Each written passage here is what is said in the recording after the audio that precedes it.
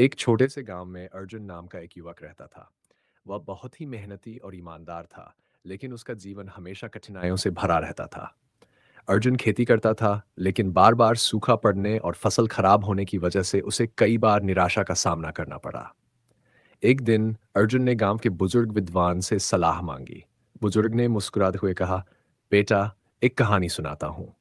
उन्होंने अर्जुन को एक बांस के पेड़ और एक फर्न फर्न के पौधे की कहानी सुनाई। जब मैंने दोनों के बीज बोए, तो फर्न कुछ ही हफ्तों में उगने लगा और पूरे जंगल को हरा भरा कर दिया।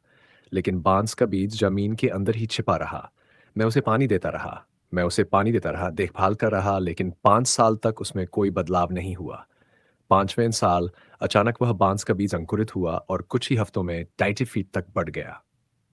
बुजुर्ग ने कहा, तुम्हारा जीवन भी उसी बांस के पेड़ जैसा है।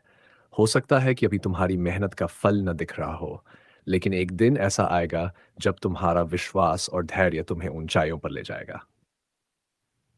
अर्जुन ने यह कहानी सुनी और उसे समझ में आ गया कि उसे अपने प्रयासों में निरंतरता रखनी होगी।